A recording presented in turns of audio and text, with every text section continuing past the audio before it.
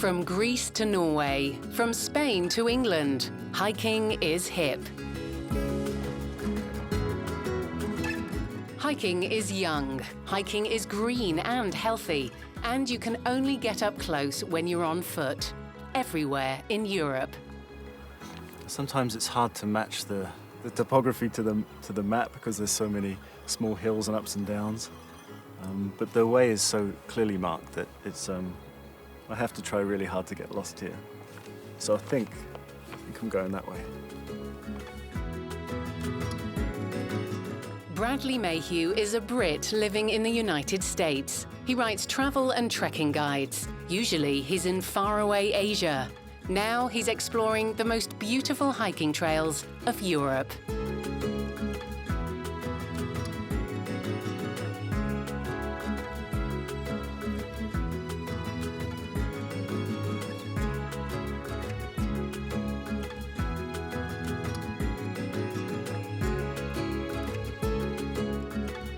Le Puy-en-Velay in Auvergne is the starting point for a trail that follows the steps of Robert Louis Stevenson, the author of the classic novels Treasure Island and Dr. Jekyll and Mr. Hyde.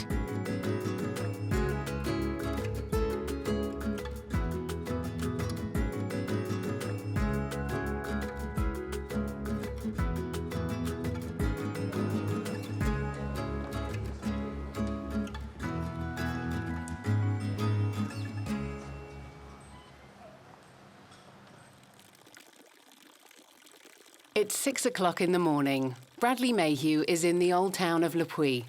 He's meeting a French woman called Laura Léoton. How are you? Oh, more than one. It's 3 times here. Okay. Yes. Welcome to Le Puy. Thank you very much. What a beautiful town you have. Yeah, I'm very happy to meet you here. Thank you. In my hometown. Yes. It's good to be here. I'm looking forward to going walking. Yeah, I'm already. Perfect. I'm too.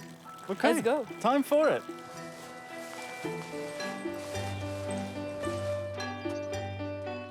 Laura works for the Stevenson Association, a foundation that tends an historic pathway. At the end of the 19th century, the Scottish author Robert Louis Stevenson spent 2 weeks hiking in the mountains of the Massif Central. His tale of the journey is entitled Travels with a Donkey in the Cevennes.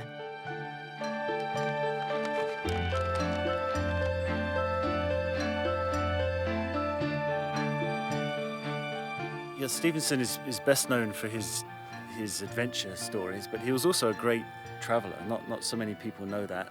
Apart from this journey that he did, he travelled all the way across America and travelled by boat a lot in the Pacific and the South Seas, lived there for a large part of his life. And this trip of his here in France is kind of in many ways the very first outdoor example of literature. He defined outdoor literature. The camping, hiking, trekking, these were not things that people did that much in his days, and certainly didn't write about it afterwards. I did the trail first. I didn't want the book to influence me, and I told myself it's better to read it afterwards.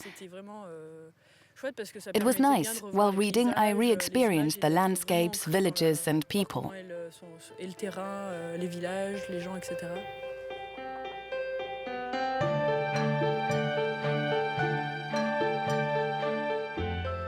The Stevenson Trail traverses the Massif Central in southern France. The trail's official name is Long Distance Footpath number 70. It's 220 kilometers long. Beginning in the volcanic landscape of the Velay area, it leads along the mountains of Lozère and ends in the town of Saint-Jean-du-Gard in Cevennes.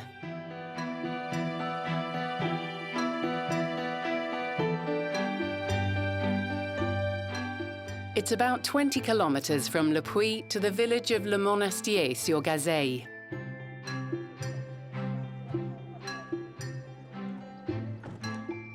Aged 28, Stevenson's travelogue began here in Le Monastier.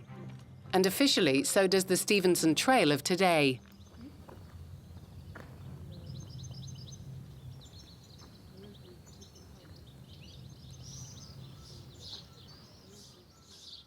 Le Monastier arose around Saint-Chaffre, the oldest abbey church of France. It dates back to the 7th century. In 1878, Stevenson prepared for his journey here in Le Monastier. The scion of a dynasty of engineers, he began writing as a child. He studied law and travelled extensively. Stevenson had a strange collection of items for his trip. The first thing was a revolver, which his wife said was more of a danger to him than to anyone else. And then he had some pots and pans, he had books, he had a spare change of warm clothes. He had an egg whisk, which was a strange choice. He got rid of that on the very first day. And he didn't have any of this modern gear. He didn't have a map, a guidebook, no Gore-Tex. He didn't have a proper torch. He was very much a trailblazer of camping and hiking in this part of the world. Stevenson planned for a 12-day journey.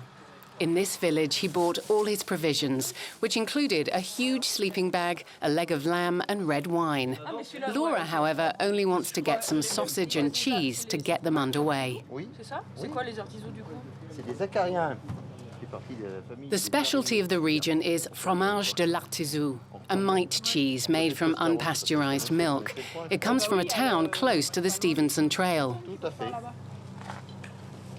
Laura likes it and also takes a piece of Velay, another local cheese.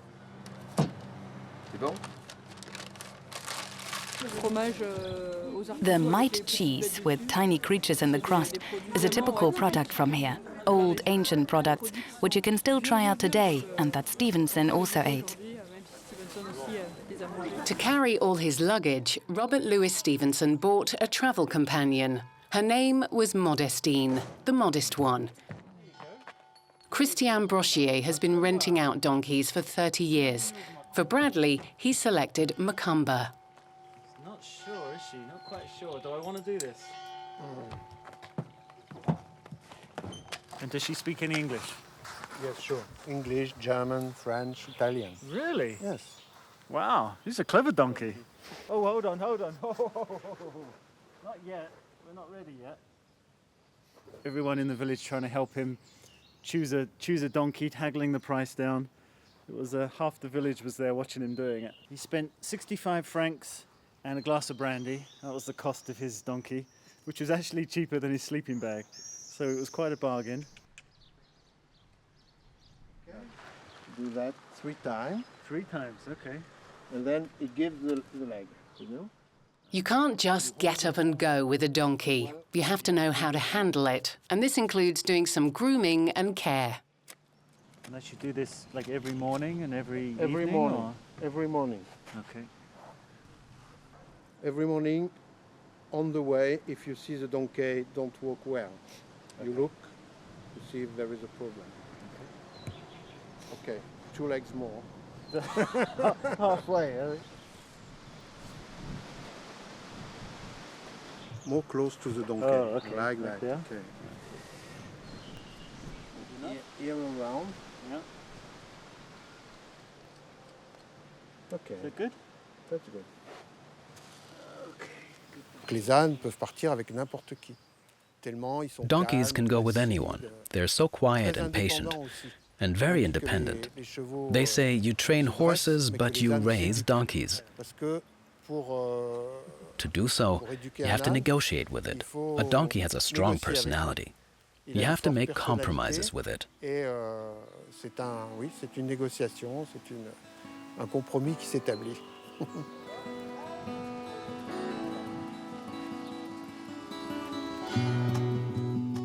Stevenson set off from Le Monastier in the autumn of 1878.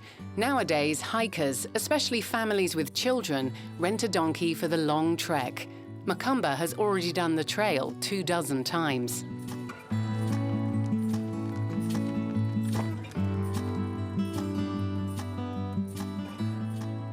According to Stevenson, his donkey, Modestine, was not much bigger than a dog, the colour of a mouse, with a kindly eye and a determined underjaw.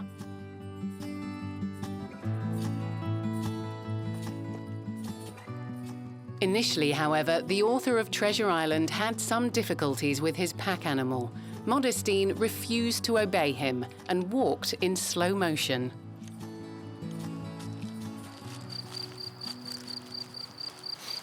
I think the first day Stevenson had with his donkey was incredibly frustrating for him. He spent the first 4 hours trying to get it loaded up. He kept slipping over. Everyone was laughing at him. Eventually he set off, and I think he just spent twice as much effort trying to get it to move as he would have done if he just walked and carried it himself.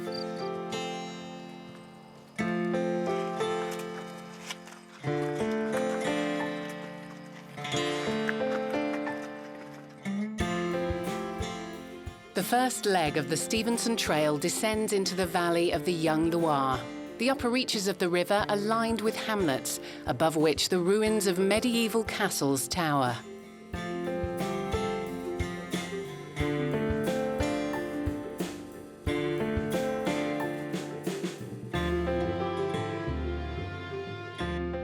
Château de Beaufort, destroyed during the French Revolution, looks down upon the village of Goudet. Laura and Bradley spent the night here, and now, the next morning, before they can continue, Macumber needs to be brushed and groomed. I think there were a few reasons that Stevenson undertook this journey. For a start, he needed some money, and he wanted to write a book. That was part of the main thing. He just left the woman he was in love with. She was going off to America to try and get a divorce, so he had some time to think about that relationship. He was a bit in turmoil over that. And he wanted to make his mark as a writer, and he thought going on a silly journey with a donkey and then writing a best-selling travel book about it would make him turn him into a great writer and give him the money he needed to have some independence.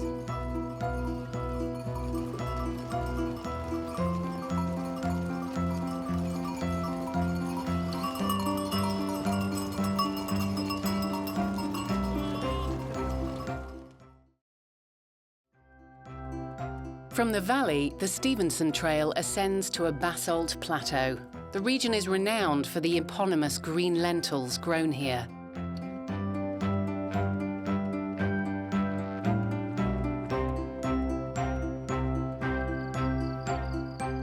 Stevenson wanted to spend the night beside a lake he'd heard of. The young writer stumbled through the forests of the volcanic massifs until late into the night, but he never found the Lake of Boucher.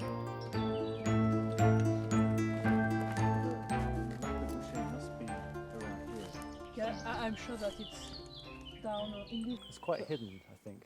Yeah, quite, because it's in like a hole. Yeah, Right. something like that. So Because Stevenson sure tried to find it, I think. He originally wanted to camp here. really, Yeah, but he got some bad directions from a couple that weren't interested in helping him. okay. So I think he gave up and slept in the village over there. But his plan was to have a nice night's camping in his sleeping bag Yeah. on the lake. See if we can get it. Yeah, perfect. So it's connected.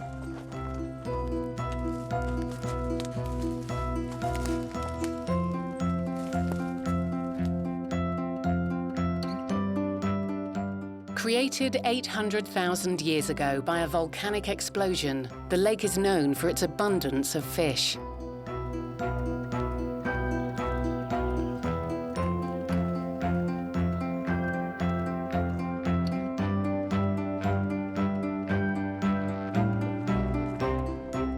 Didier is kind enough to teach Bradley the fine art of fly fishing.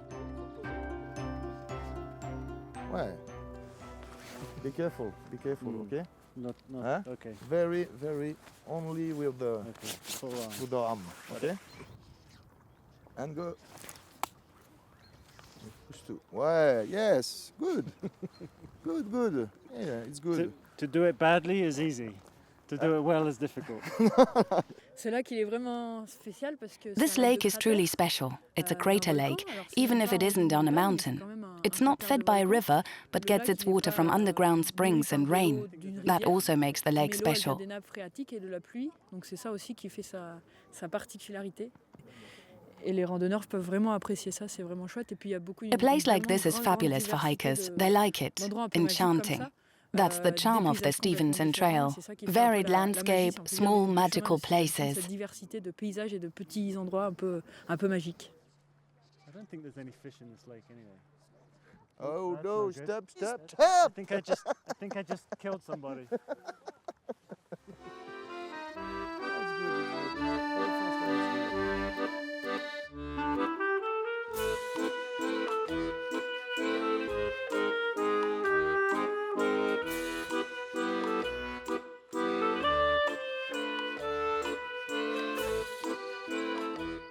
Laura and Bradley continue on together for another day.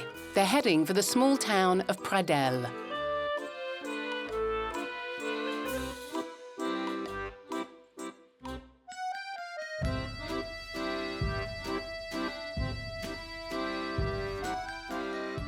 At 1,300 meters above sea level, it's one of the highest lying communities in France.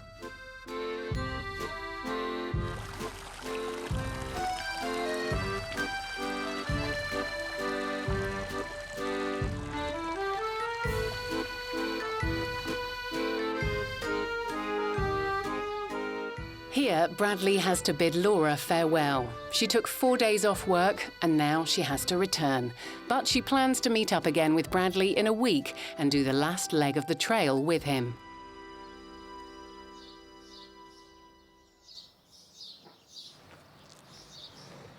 For now, Bradley has to manage on his own. He's lucky that Macumber is such a well-behaved animal. Pradelles is the gateway to the department of Lozère. The area was formerly known as Gévaudan, a notorious name in its day. 250 years ago, a terrible monster terrorized the countryside here. When Stevenson was passing through here, the beast was just a memory, but for him it was symbolized the beginning of wildness or the promise of some kind of adventure, that somehow there was something dangerous, something might actually happen on this part of the trek. He calls it the Napoleon Bonaparte of wolves. He says, lived for 10 months at free quarters in Gévaudan and Vivarais, 8 women and children and shepherdesses, and pursued armed horsemen in broad noonday. I think it could even have been the inspiration for later, novels that he wrote. The Dr. Jekyll and Mr. Hyde, the women being murdered in back streets. I mean, this could easily have come from something that was in the back of his mind when he heard about the Beast of Gévaudan. The beast is not a myth. It really did exist. But was it a dog, a wolf, a werewolf? Bradley has an appointment with Manuel Atman, an expert on the Beast of Gévaudan. Forêt de Mercoire, if you're still interested in the walk. Yes, Yeah? I'm okay for that. You get the bag, I'll get the donkey. From here, the trail leads into the woods of Mercoire. Manuel's decided to join Bradley for some of the way.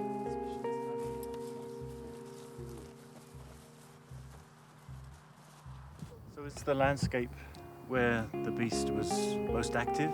At the beginning, it's in this direction, and after the beast travel on this landscape, in this area, and at the finish, the beast was killed there in the big mountains in front of us, The Stevenson Trail goes past the Naussac Reservoir, through the town of Langogne, and into the woods of Mercoire, where the beast's siege of terror was particularly bloody.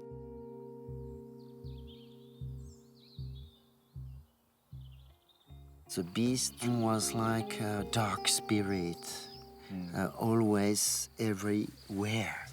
It was a monster with powers bigger than a wolf. I heard killed almost 100 people. Not exactly 75 people, 75. Sure. Maybe 120.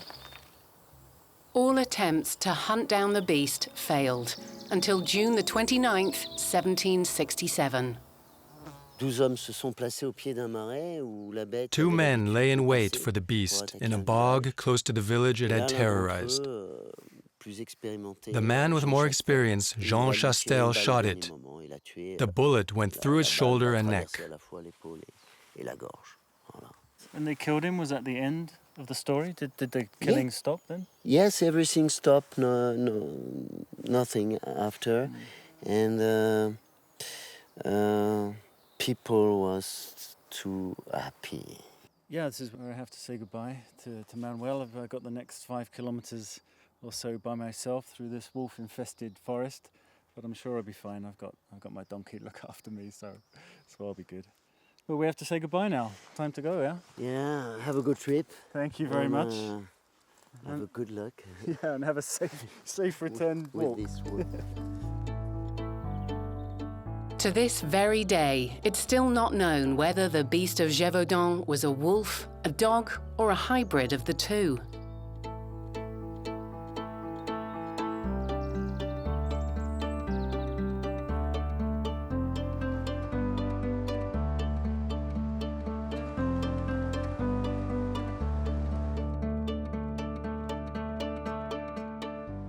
Robert Louis Stevenson didn't hike due south, but strayed from the path as he pleased. In 1878, when he wandered past Chateau de Luc, it was just being converted into a chapel.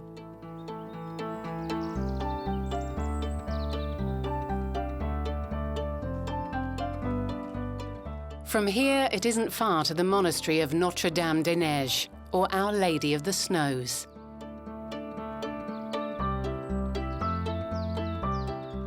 Like Stevenson, Bradley wants to take a break here. He's been on the road for 6 days and has a little less than half the way behind him. This is the end of line for Mokumba. I'm sad to see her go. She's been delightful to travel with, but I'm going to be happy to walk at my own pace again. Bonjour Christian. Salut. Ça va? Hello. Still alive? Ouais, ça a l'air. Comment ça va, ma bien? Everything okay? Seems to be. Good, yeah? Okay. Good. You take care of it. Okay, Makumba. Robert Louis Stevenson actually went quite Go a home. bit further than I'm going. He sold her for half of what he bought her for, which was quite a good deal. And in the end, he missed her. He was, he spends half the book moaning about Modestine and poking fun at her. But in the end, I think he really missed her, and he shed a tear as the book ends. So somehow these animals, they're stubborn, but they get into your hearts. Merci Thank you. beaucoup. Adieu, copain. Be safe. Allez, Makumba, à la maison.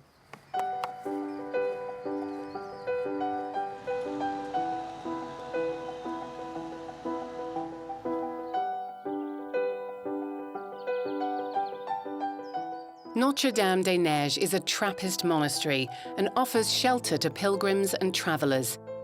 Trappists are a branch of the Cistercians. A dozen monks live here in seclusion and asceticism. Bradley learns from Père Hugues, the abbot of the monastery.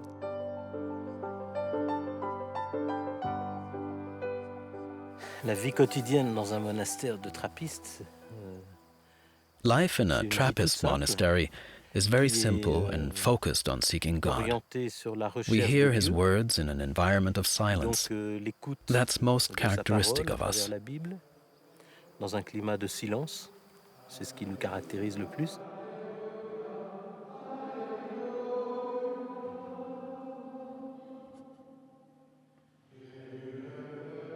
Robert Louis Stevenson wrote in detail about the monastery.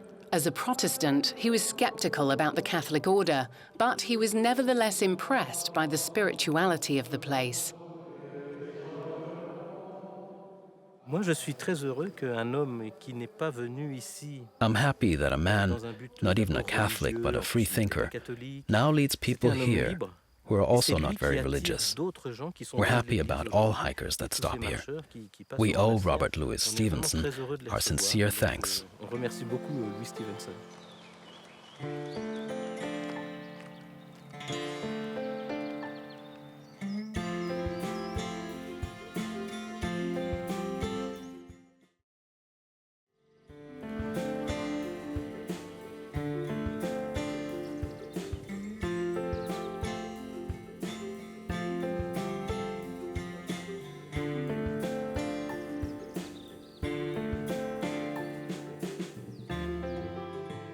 One of the longest stretches of the trail leads across the Massifs of Lozère. Bradley has now reached the highest point of the Stevenson Trail.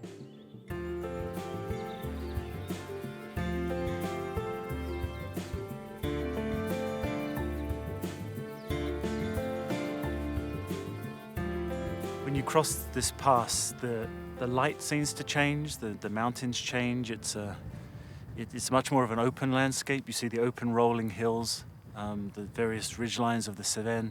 It feels much more like the south of France. The air gets a bit warmer. It feels open, a little bit brighter. It's definitely You know, with watersheds and mountain ranges, they always divide very different landscapes, and this is no exception.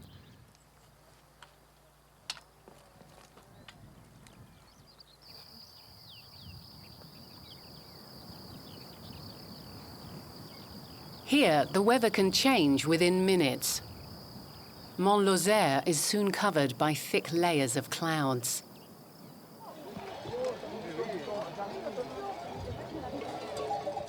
For days now, the herds have been underway on the Drée, the traditional routes used for the seasonal migration of the local livestock.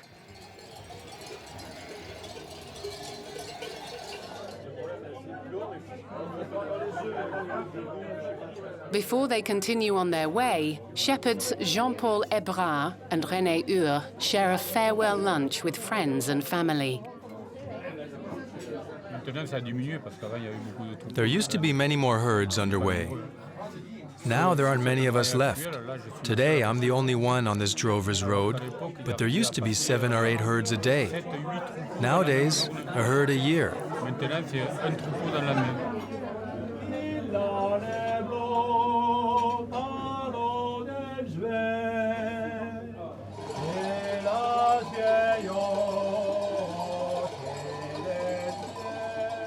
After the lunch, the shepherds are leaving for the mountains, where they'll stay for the next 4 months.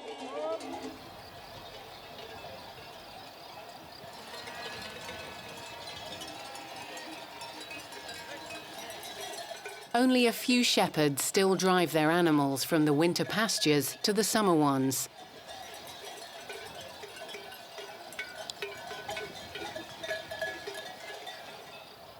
The weather is getting worse and worse.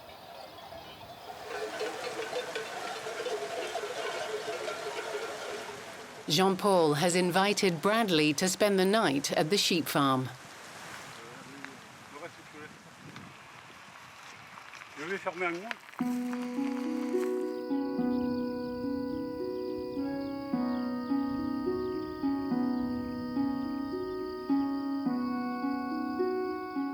The next morning, the sun rises above the sheep farm, where the shepherds will be spending the summer.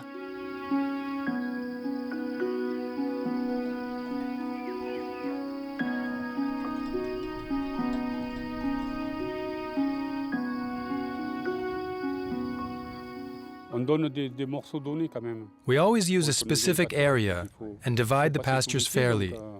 We're here all summer, so we use one area after the other.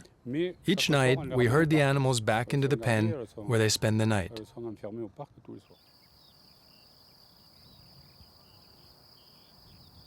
That there are fewer and fewer sheep each year has a direct consequence on the nature here.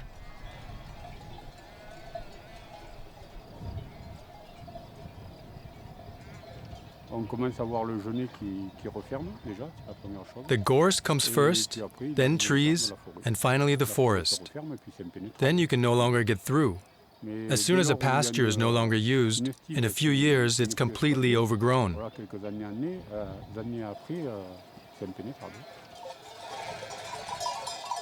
Under Napoleon, the paths were widened so as to help prevent the spread of forest fires.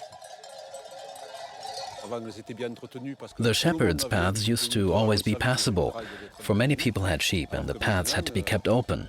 Now they're disappearing. Or they become streets or hiking trails. That's how I came across the paths here. The Stevenson Trail connects with a couple of these Drée. And that's really the joy of hiking in Europe. You're always following in ancient paths, whether it's trade routes or pilgrimage routes or migration routes, invasions. There's always centuries of people walking where you've walked.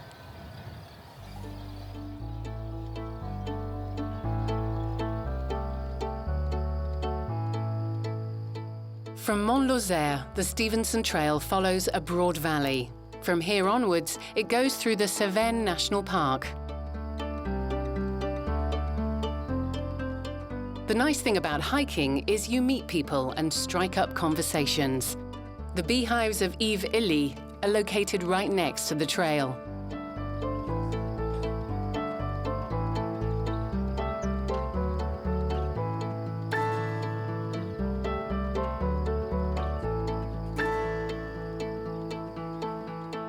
Yves raises Cevennes black bees, Apis mellifera mellifera, a subspecies of the European honeybee. It has survived in this area of southern France since the Ice Age. Les abeilles noires sont réfugiées dans le midi de la France. The black bees fled the encroaching northern glaciers and came to southern Europe, including southern France. The more resilient bees survived and reproduced, and the black bees are the result. As the climate normalized, they spread across all of Europe. They've been giving Europeans honey for thousands of years. They are the European bee par excellence. C'est l'abeille européenne par excellence.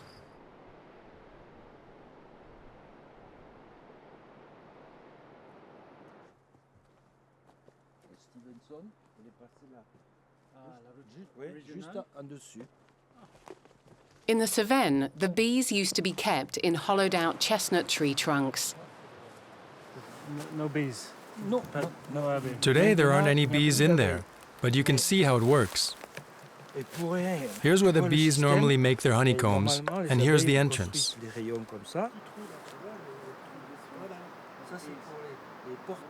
Oui, l'entrée est là, oui.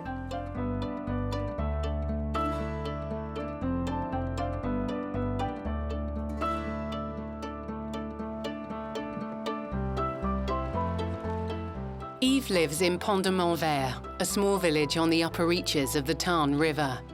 Yves is a co-founder of an association that wants to reintroduce the use of tree trunks as beehives. He hollows out new hives in front of his house. Bradley wants to know why chestnut wood in particular is used. Parce que le bois de châtaignier. Look, here's a piece of chestnut wood. When it's dead, it becomes as hard as stone. It preserves naturally. Chimie naturelle qui conserve le bois.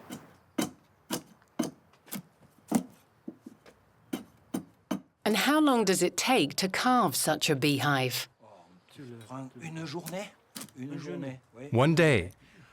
But then the beehive will last for 300 years, so it's quite economical. C'est très économique. L'idée avec ces ruches, c'est de trouver une manière plus tranquille. With beehives like this, you work more quietly. You need more time, and you get less honey. Et avec un miel qui se vend en direct. If the beekeeper sells the honey directly, he can live from it. Le plus possible. You just have to break a little bit out of the normal scheme of things. De sortir un peu des schémas habituels, quoi. Alors on a le miel des abeilles pour faire l'alcool. Pour boire un coup. Yves also collects pollen and makes mead from honey. Mead, a lightly alcoholic drink, can be enjoyed warm in the winter and cold in the summer. It's been used since olden days to fight illnesses and strengthen the immune system.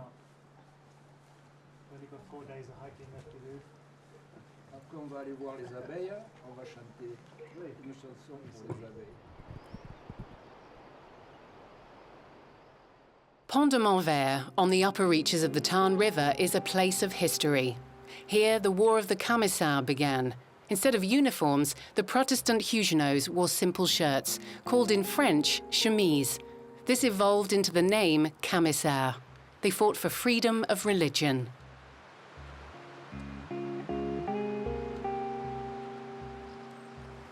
The War of the Camisards was really a major theme of Stevenson's book and probably the main reason he came to this part of France. And this was a defining point for him on his trip. This is where the War of the Camisards kicked off. So this was a very symbolic place for Stevenson.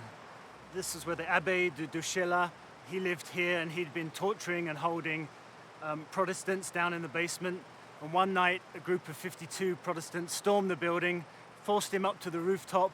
He tried to escape down some knotted sheets out the back window, fell, broke his leg. They got him, they dragged him back to the market square, and then each of the 52 Camisards slowly came up, stabbed him once and said, "This is for my brother, this is for my father," and killed him there on the spot. And that was the beginning of the War of the Camisards.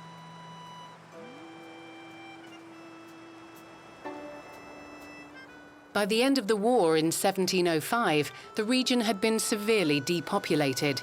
Even today, the Cevennes Mountains remains one of the most sparsely populated regions of France.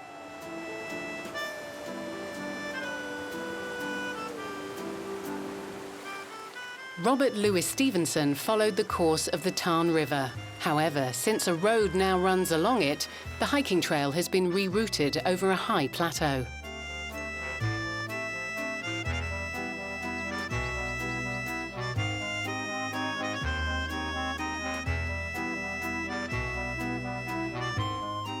Along the way, Château de Grisac, a castle from the 13th century.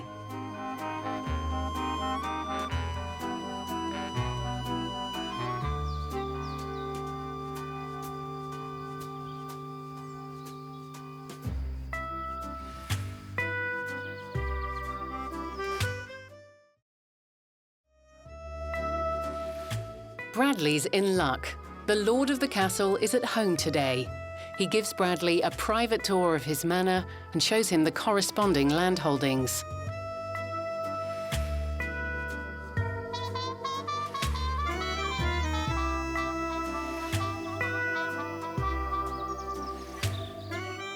From the town of Florac, the Stevenson Trail once again returns to the original route taken by the Scottish author.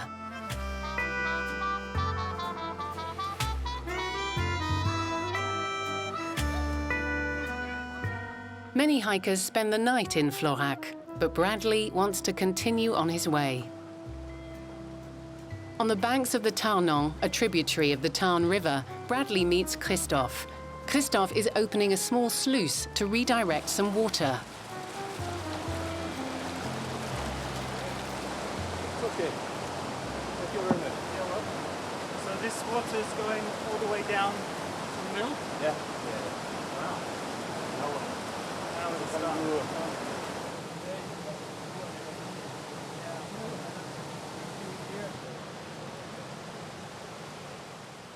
300 meters downriver is Christophe's mill.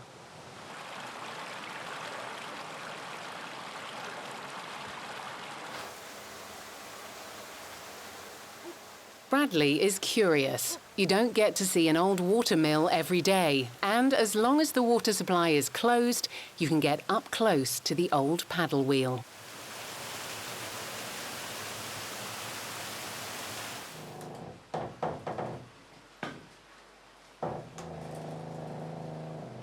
Meanwhile, up above, Christophe Borelli is preparing to do some grinding.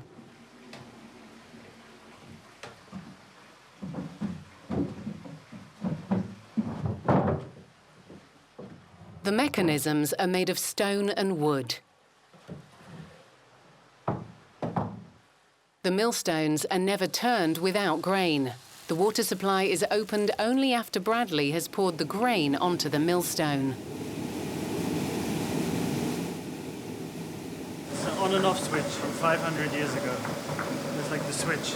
Yeah, it's different. The oldest document is from 1642. It mentions 2 mills on the ruins of an even older mill. The mill's been in our family for 6 generations. We want to try to keep it a bit longer.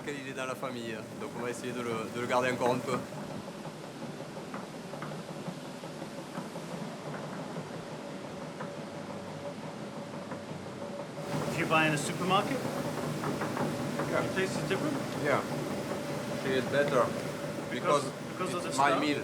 Well, you don't want to always taste better. No, it's different. Because of the snow? Stone-milled flour has a special texture which interests bakers and even housewives. It's much easier to handle than common flour. C'est une farine qui se travaille beaucoup plus facilement que d'autres.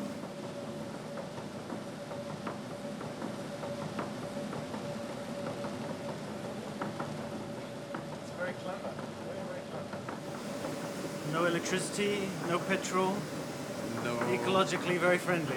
Only water. Only hydropower. I take the water and I give the it water. Back, yeah?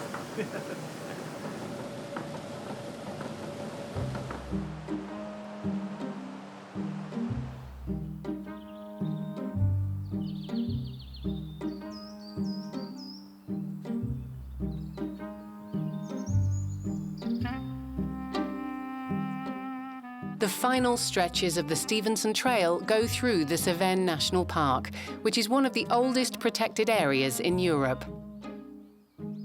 A park in which the protection of nature and the productivity of man are not mutually exclusive. There are small hamlets and farmsteads in the park, and agriculture is permitted.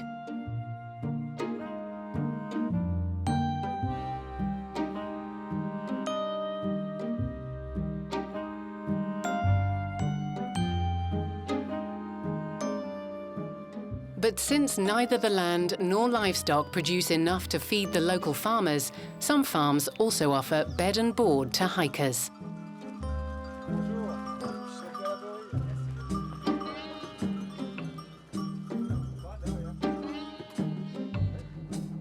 In Stevenson's day, the simple inns along the way were rare and far apart. He often slept under the stars. Bradley, however, has booked a bed at Ferme-Laborie.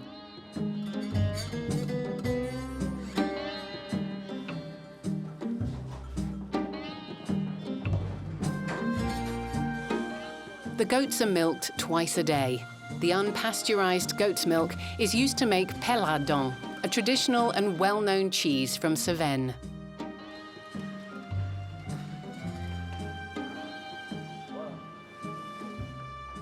A couple of years ago, Jean-Christophe Barthez bought and restored the farm. It now specializes in organic products. Jean-Christophe makes the cheese himself.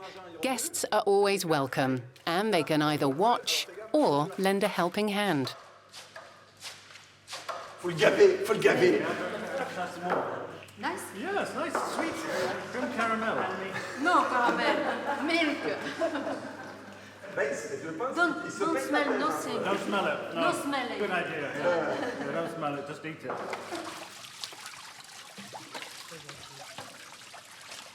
The line between tourists and workers is kind of blurred. So you come here and you kind of get really involved, hands-on in the production of cheese. It makes it so much more special when you take some cheese back that you've nice and organic, it's environmentally friendly, it revives local customs and crafts, and tourists have a great time, they get a good place to stay. Everyone's a winner, I think.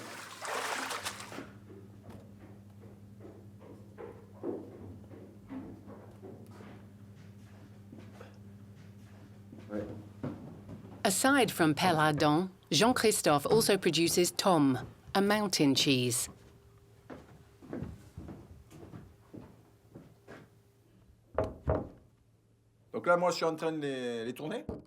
I'm turning the loaves because they have to breathe on both sides, here on the chestnut boards. Also, they shouldn't stick.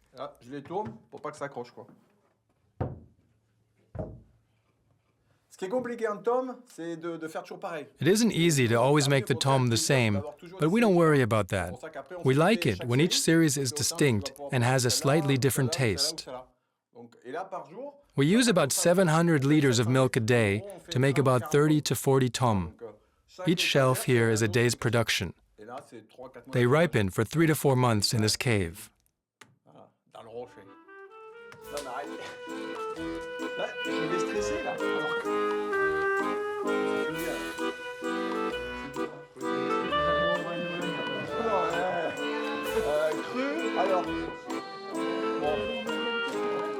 The hiking guests and family eat together in the evening, and for the last course, the in-house homemade cheese is served.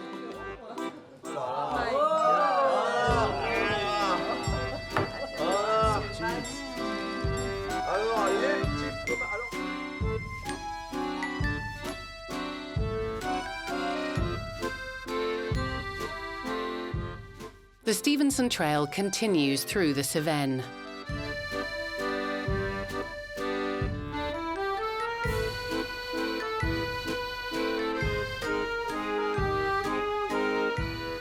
From Mimont Valley, it passes some castle ruins before climbing to the Plan de Font-Maur, high above the Vallée des Françaises. Bradley's meeting someone here.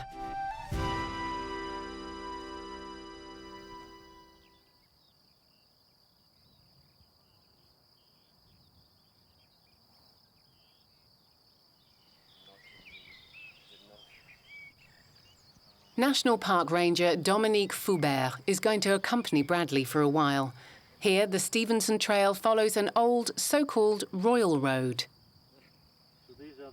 In the 17th century, elaborate roads were built in the Cevennes. They were used primarily to move military troops. In some places, the roads are still in excellent condition, fully paved and with gutters to redirect rainwater.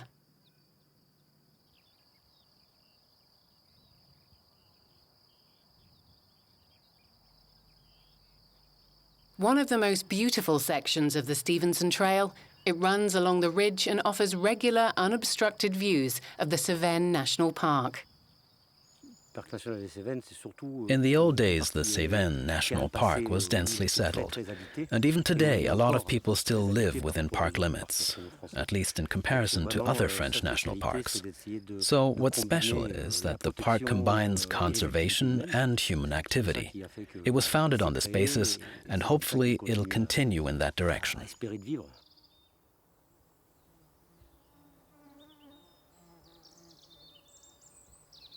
Right here, in 1878, the Scottish writer jotted down some notes. Stevenson talks about a rough and rocky path, which is still correct. He talks about the wildest view he had on his entire trip from the pass up here, which is also correct. And he talks about the fact that this is a major watershed that he just crossed. All the water on this side goes down to the Mediterranean down there, and on this side of the hill, all the water goes down into the Garonne River and then onto the Atlantic. So another major point on his trip, I think.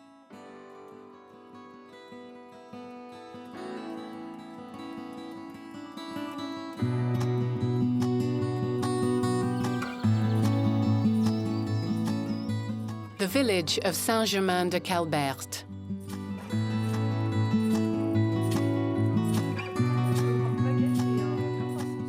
Laura Léotin arrived here early this morning. She's buying some provisions for the final leg of the Stevenson Trail.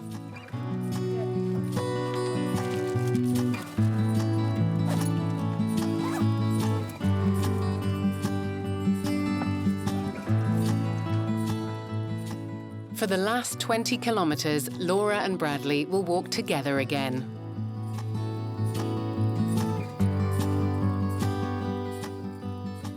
The Cevennes slowly taper down towards the south.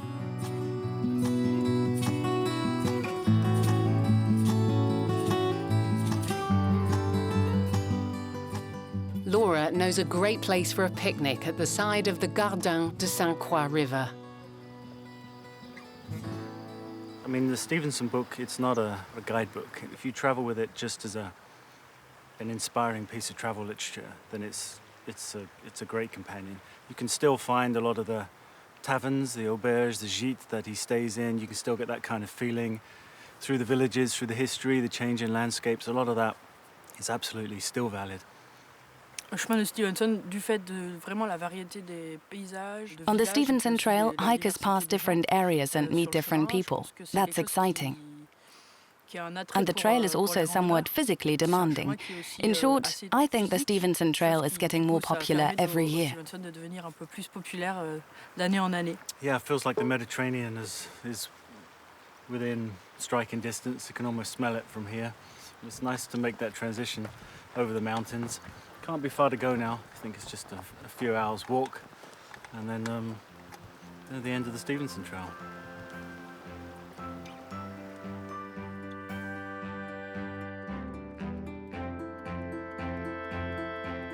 After 220 kilometers of walking, the final destination, Saint-Jean-du-Gard, a small town on the Gardon River.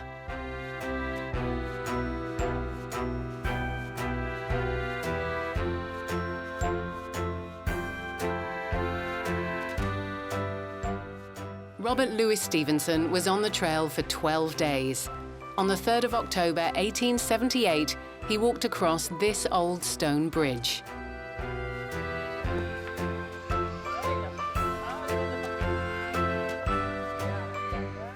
And who knows, perhaps he too ended his hike on a sycamore-shaded square like this one.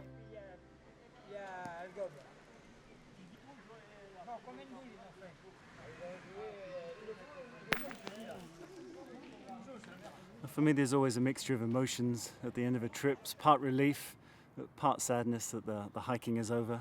But for me, with my research, the hard work really starts here. It's when you sit down at the desk and write up your notes, and that's what Stevenson would have done as soon as he got home. And for him, this kick-started his literary career. So I think for Stevenson, the trail was like one of his books. It's a happy ending.